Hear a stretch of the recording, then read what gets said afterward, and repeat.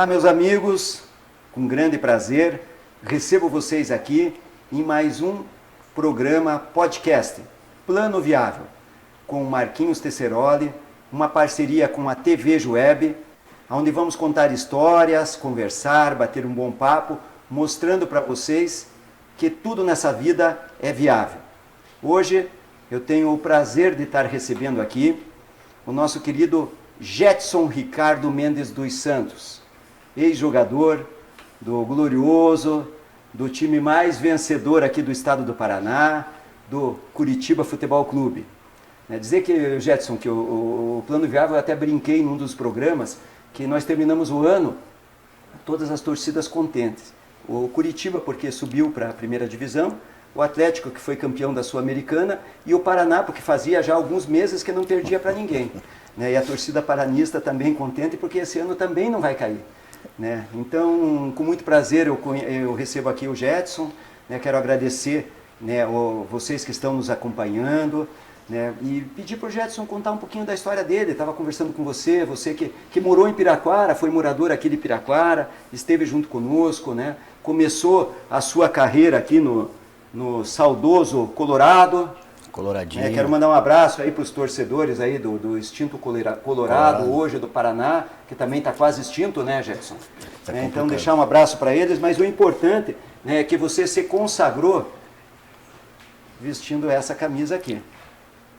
Vestindo essa camisa do Glorioso, e confesso para você que, como coxa branca que sou, eu tenho poucos sonhos a realizar nessa vida. Um deles é jogar no Couto Pereira com a camisa do Curitiba. O outro é surfar uma onda gigante. Eu não sei se vou conseguir, mas a gente vai tentar. Em Nazaré? Tem um pouco, Em Nazaré? Que a gente vai. Mas enfim, Jetson, conte um pouquinho para nós da tua trajetória, primeiro do tempo de infância, quando você morava aqui em Piraquara, lá no complexo prisional, teu pai é agente penitenciário. Quero deixar já de antemão um abraço aos meus amigos, o Adriano Frangão, Osmarzinho, Najib, o Binho, o Miguel Mazari, e quero lembrá-los, quando nós íamos nos jogos lá nos anos 90, no Couto Pereira, e antes do início da partida, com o Emerson Pamplona junto, eu dizia: hoje vai sair um gol do Jetson de meia bicicleta. Lembram-se disso? E saiu esse gol de meia bicicleta, né, Jetson? Saiu. Num atletivo ainda, para a nossa alegria. Saiu. Mas, Jetson, seja bem-vindo e conte um pouquinho da tua história, começando quando você era criança aqui em Piraquara. Obrigado, Marquinho, obrigado pelo convite aí de estar participando do teu maravilhoso programa aí, do podcast Plano Viável. Feliz, de voltar a Piraquara, cidade que eu tive morando aqui por 7 anos, da minha infância. Morei aqui até meus 7 anos. Tive o prazer de começar o meu lado futebolístico no campinho ali ao lado da penitenciária, porque meu pai foi agente penitenciário, então nós moramos ali na vila da polícia, E estudei, eu e meus irmãos estudamos no Romário Martins, estudamos no colégio que tinha na vila também ali da penitenciária, e foi onde eu iniciei meu futebol, naquele campinho ali ao lado da penitenciária. Então, com muito orgulho, eu participo do seu programa e volto a Piraquara, que eu tenho raízes aqui. Meu irmão mora aqui até hoje, E eu me sinto muito feliz aqui em Piraquara. Que bom, Jetson. Importante, essa volta aqui às origens, dizer que a minha relação com o Curitiba também é muito estreita.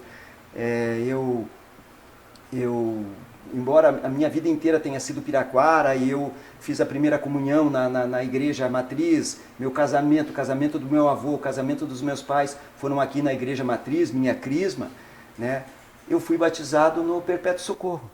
Então eu tenho uma relação já com o Alto da Glória, já desde batismo, e o meu avô morava a 2 quadras do então Belfort Duarte, hoje Couto Pereira, e nos almoços de domingo na casa do meu avô, depois do almoço eu ia com meu pai assistir o jogo do Curitiba. Então tive o prazer de num determinado jogo, eu lembro que eu tinha 6 anos, 7 anos, meu pai me mostrou: tá vendo aquele loirinho lá?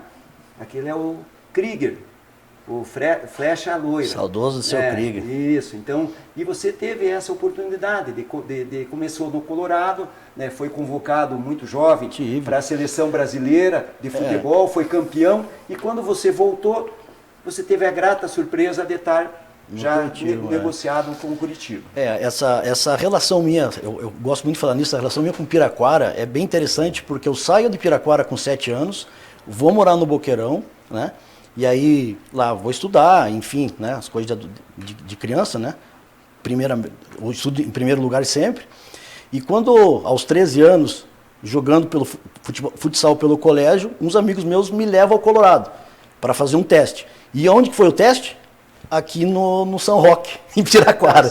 Foi onde eu fui aprovado no Colorado, mas jogando aqui em Piraquara. Então, minha relação com Piraquara é gratidão de tudo que eu vivi na minha infância, principalmente, que era uma infância maravilhosa que eu tive aqui, de jogar futebol, de pescaria, de amizade mesmo, porque a gente conhecia, né, todo mundo e conhece a maioria do pessoal até hoje aí, daquela época, né? E foi aqui que começou a minha vida no futebol. O meu primeiro teste foi aqui no São Roque, onde eu passei no Colorado. Em um ano, graças a Deus, as coisas começaram a acontecer. Eu tive a felicidade de ser convocado para a seleção brasileira, né, onde fui campeão sul-americano em cima da Argentina. E na minha volta, o Curitiba acabou me comprando, né? O falecido Barbosa, que hoje leva o nome do nosso CT, né?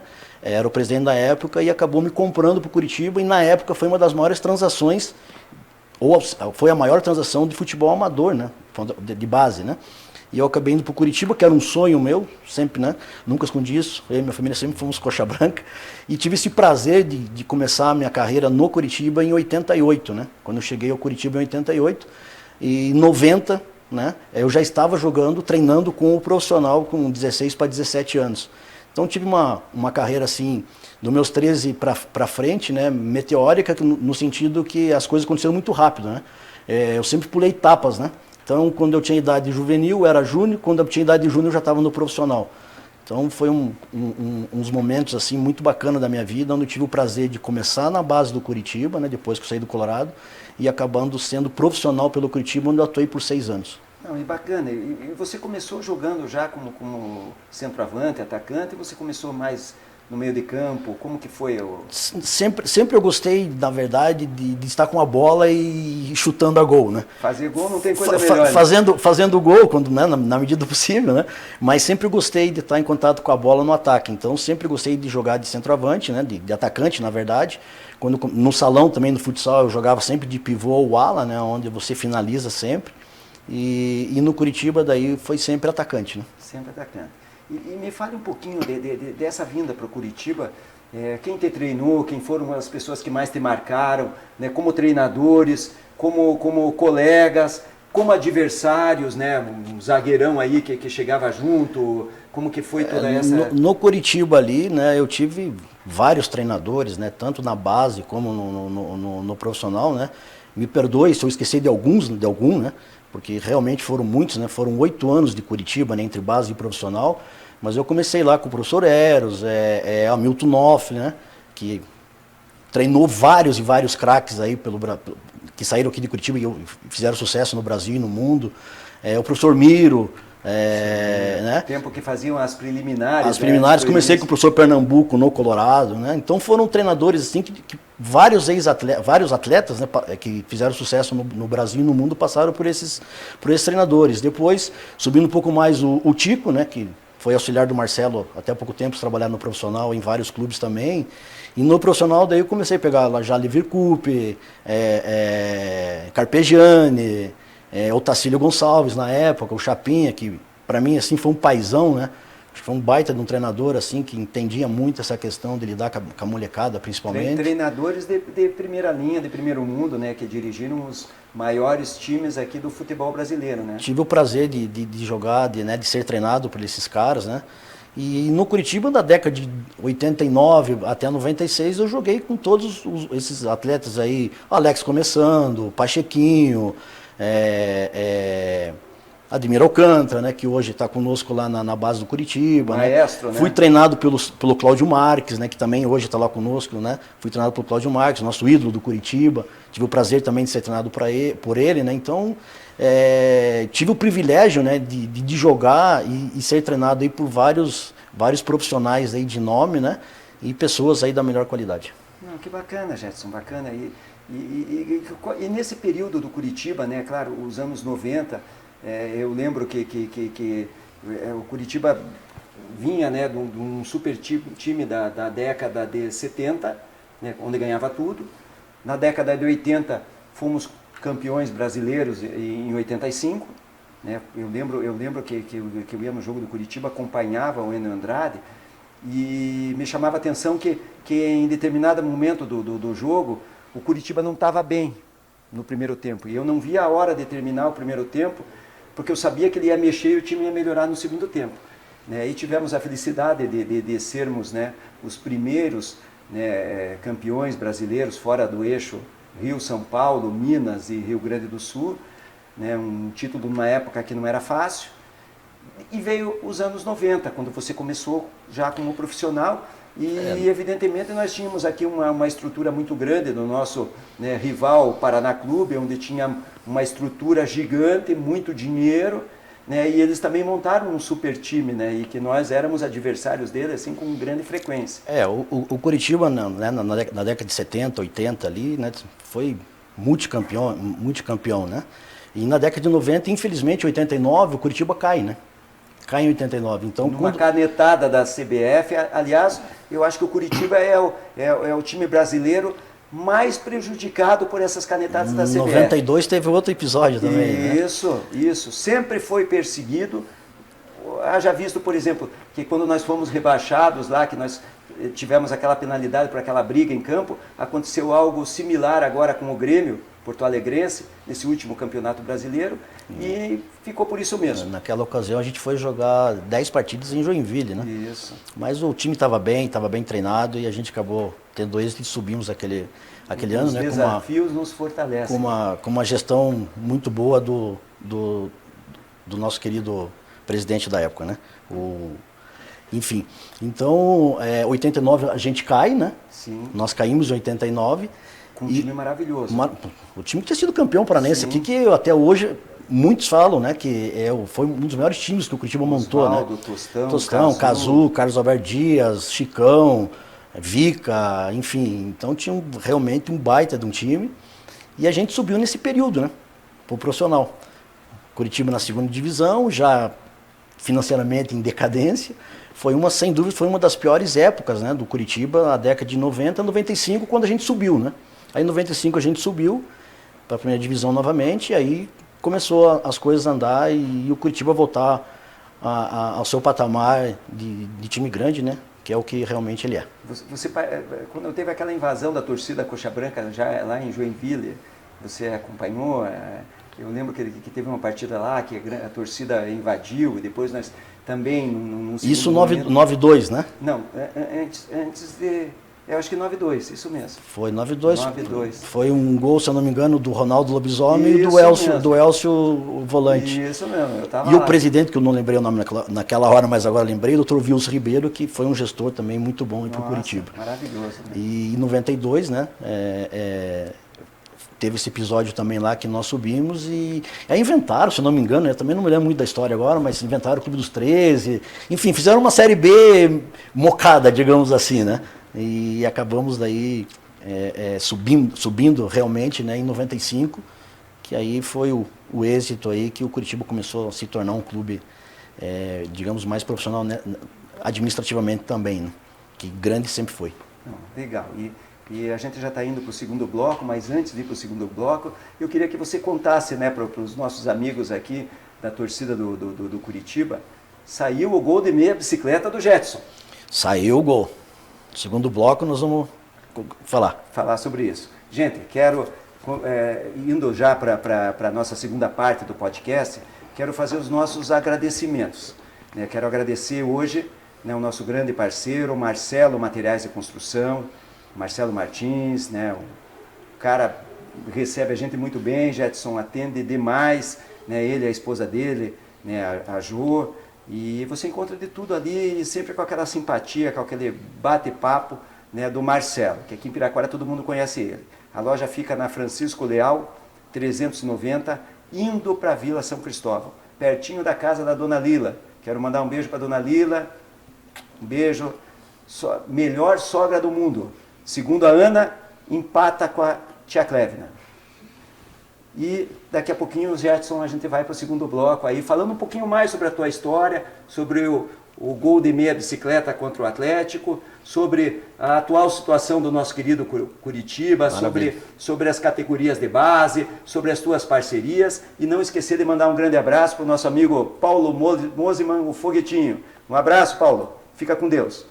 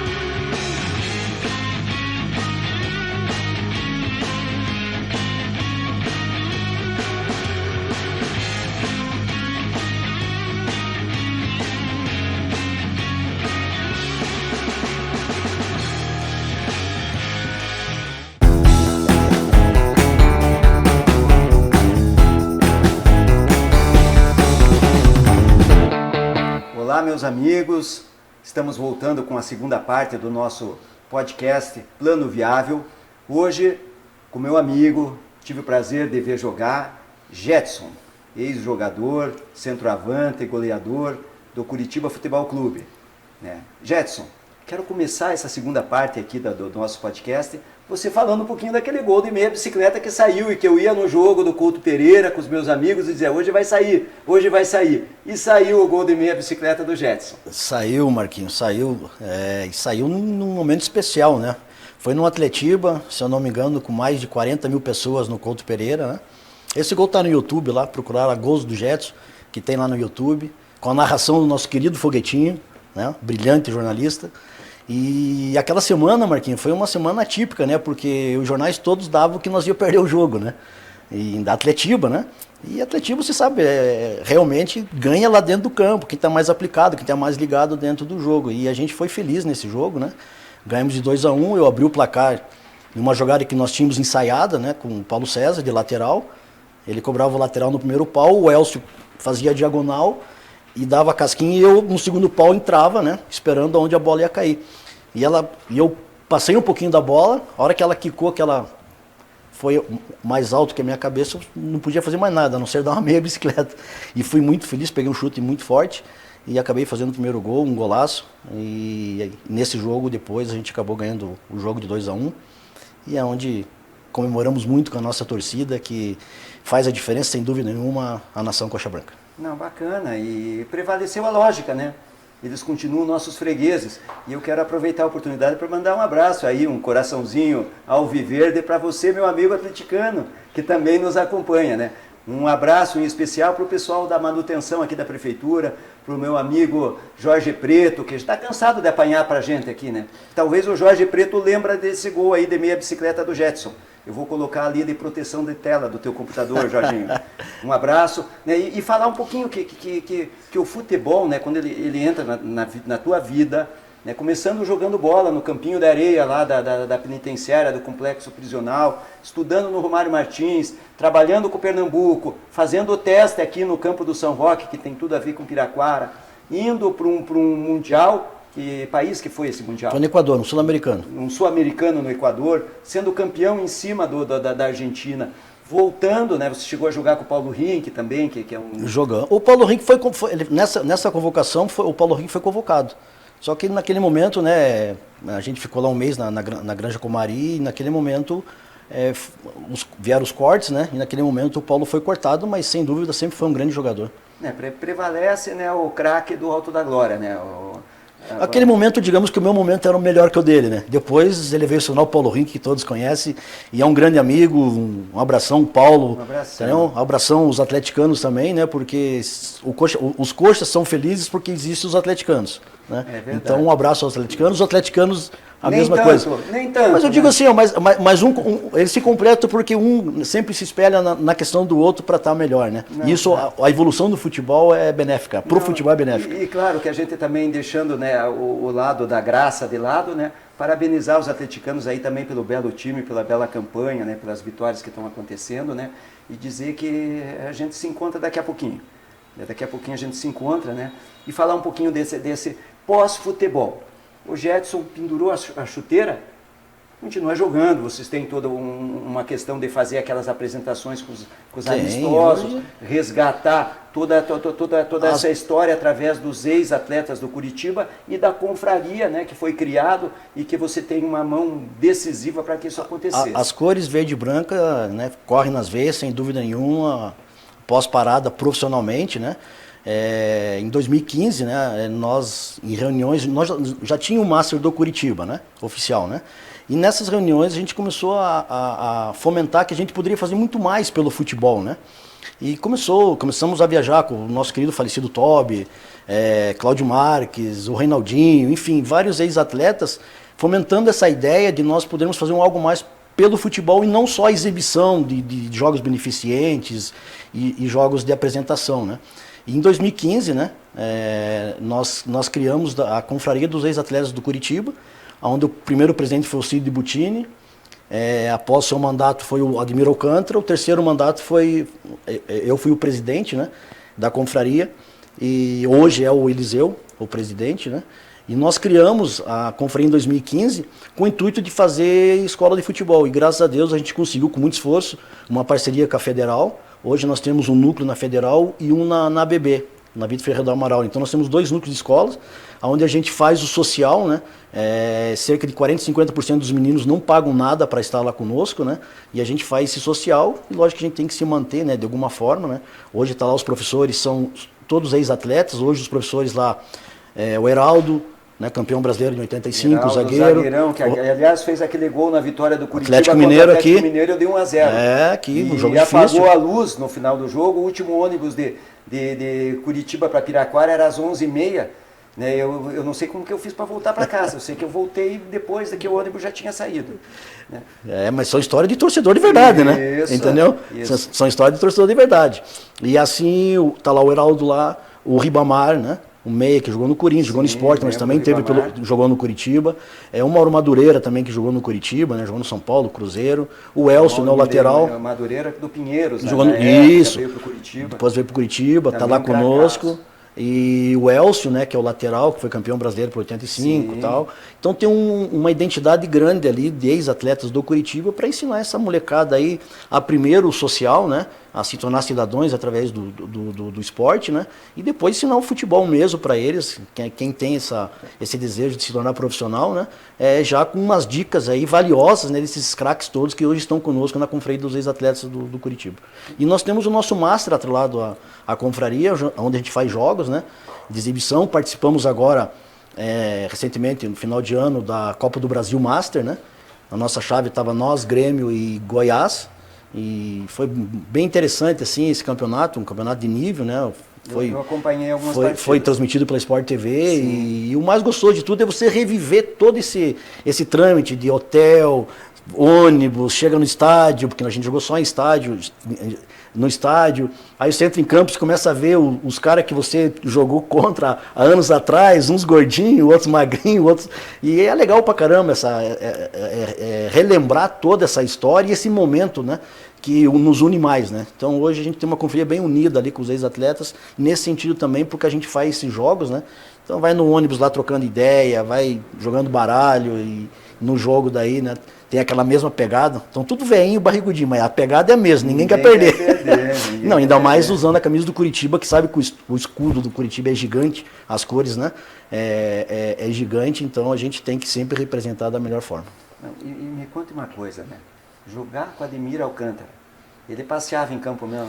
Tive o prazer de jogar com o Admir em 95, quando nós subimos, né, para a primeira divisão. Sim. profissionalmente, e tive o prazer, e tenho o prazer de jogar com o Ademir agora no Master, né? Então o Ademir Alcântara, uma figura aí da melhor qualidade, um ser humano fantástico, foi um craque, jogou no Benfica, jogou Champions League, e hoje eu tenho o prazer de jogar com ele e trabalhar no Curitiba na base, né? Que hoje trabalha no Curitiba, trabalho o Ademir Alcântara e o Cláudio Marques, nós trabalhamos na base lá, do Curitiba hoje, ajudando toda essa formação dessa meninada. Deixar um abraço aí para todos os ex-atletas aí do Curitiba, né? Todos os nomes que foram citados aqui pelo Jetson, que eu como torcedor lembro bem deles, desde o Cláudio Marques lá da década de 70, né? Que jogou junto com o Krieger, tem todo aquele histórico maravilhoso, né?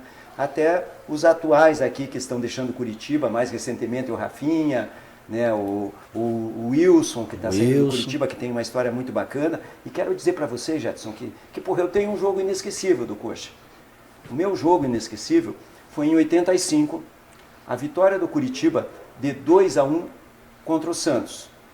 Primeiro gol do Vavá, de falta. O Lela, se não me engano? E o Lela, numa jogada do Marco Aurélio, que vinha voltando de uma contusão. O Marco Aurélio entrou driblando e ele no finalzinho da partida concluiu e fez o gol contra o Santos.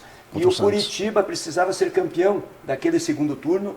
E os cariocas lá do Fluminense já estavam comemorando, porque eles é que iam para uma outra fase. Sim. E o Curitiba daí foi para aquela fase contra Corinthians, contra Joinville, e acabou ganhando. Eram acho que 3 ou 4 times, se classificava um.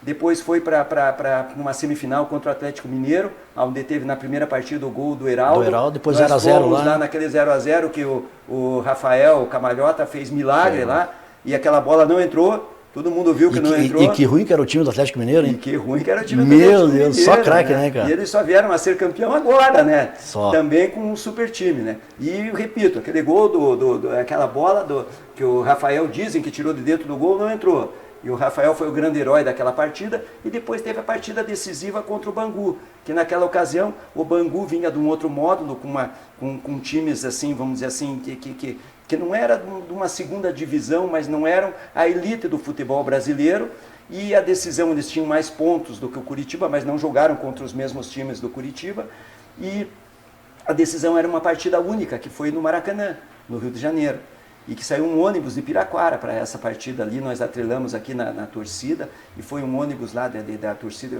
junto com a torcida jovem do Curitiba, e eu lembro que se tivesse 2 partidas, aqui em Curitiba o Bangu não ganhava, não. Difícil. E lá nós empatamos, foi pro pênalti e a história está aí para ser contada. Mas por todos esses percalços que o Curitiba teve, né, de jogos difíceis, eu acho que foi muito merecido o título, né? Com certeza. Porque a trajetória do Curitiba nas fases de mata-mata foi só pedreira, cara. Só pedreira. Só pedreira. Então, assim, eu acho que foi muito merecido o título, né? E você falando, vem as lembranças, né? Eu com 13 anos, em 85, vendo na televisão, fui pra rua fazer festa com o título do Curitiba, e em 91, 92 tive o prazer de jogar com o Rafael Camarota, com o Heraldo, com o Dida, com o Marildo. Marildo Vamos lá. Fez um gol contra o Maracanã, Gilei Eduardo, ganhamos do Mengo lá no Maracanã, gol do Marildo. Com o Marildo, então eu tive o prazer de jogar com todos esses caras que eu vi com 13 anos, de torcer pros caras, e daqui a pouco eu estava concentrando. O Tobi também, né? O falecido Tobi foi uma perca muito grande, senti muito.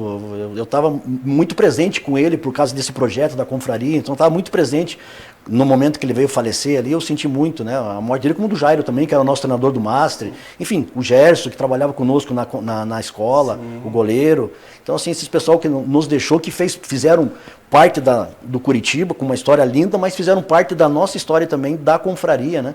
Então, são pessoas aí que a gente tem um carinho imenso aí por ele e pelos familiares aí que fizeram parte conosco.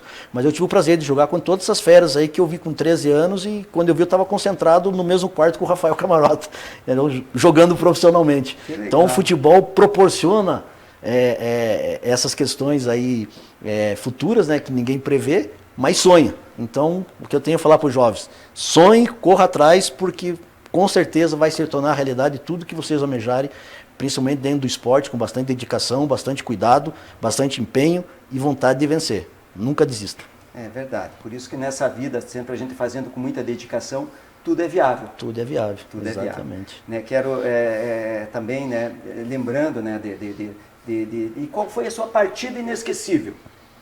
Ou como torcedor, ou como jogador, Foi o 2-1 contra o Atlético? Assim, não é, né, a gente fala assim, só penso naquele jogo. Não é a questão daquele jogo. É porque assim, ó, naquela fase de 90, ali na década de 90, ali, 90, 95, na verdade, até antes de nós subirmos, o nosso time era muito castigado no sentido assim, financeiro, a gente passava muita dificuldade mesmo, sabe, profissionalmente. E aquele 5-1 da Páscoa no Atlético, sim, foi um jogo assim que... O Brandão marcou 3 gols. Eu fiz o terceiro gol, o Alex estava começando. Então, são várias fases assim que eu lembro, não só por causa do 5-1 e era o Atlético. Junto com o Brandão, né? Nós estávamos juntos, mas não foi só por causa dessa questão da Páscoa, do chocolate, nada, e era o Atlético. Eu falo assim porque foram vários fatores que aconteceram beneficamente para o Curitiba após aquela partida também, né? O surgimento do Alex, o Alex surgiu naquele jogo ali, né? Saiu do banco para me dar o passe para o terceiro gol, depois se tornou o Alex que todos conhecem. O nosso time também evoluiu muito profissionalmente, né? Então assim, teve muito todo mundo fala assim, não, foi naquele jogo que o Atlético, né, teve toda a reviravolta. Pode até ter sido, mas o Curitiba também se prevaleceu bastante daquele resultado ali, para ver que nós tínhamos condição e nós precisávamos, né, nos profissionalizar melhor em questão de estrutura, né? E aí teve vários fatores que contribuiu bastante. Um jogo também que é muito bem, que eu lembro bastante, tenho saudades, né? Foi no 5-1 que nós ganhamos do Operário no Couto, eu fiz 4 gols, entendeu? Então é um jogo assim que marca, porque, né, você fazer 4 gols, eu com 18 para 19 anos, fazer 4 gols numa partida, entendeu? Então, assim, também me marcou bastante esse jogo, né? Nós saímos perdendo o jogo de 1-0 e conseguimos virar para 5-1, onde eu fiz 4 gols. Então, assim, teve alguns lances, assim, né? Profissional que foi bem bacana. Não, bacana isso, né? Se você lembra, fazendo 4 gols no Operário, no Couto Pereira, é inesquecível. Eu fiz 4 gols contra o Vila Pinhais, lá no Campo do Marna, lá em Pinhais, e nunca mais esqueci. É o tempo que eu jogava no Guaíra, do nosso querido Toninho Zambão, né? Um abraço lá pro Toninho Zambão, coxa branca, que acompanhou bastante. E foi daí que saiu apelido, né? Apelido entre aspas, né? Mas eu digo assim, o Léo Batista falava no Fantástico, né? Nesses gols que eu estava fazendo contra o Operário, ele falava que eu era artilheiro eletrônico, né? Então, aí todo Fantástico que eu fazia gol, o Léo Batista falava assim, artilheiro eletrônico, Jetson, artilheiro eletrônico.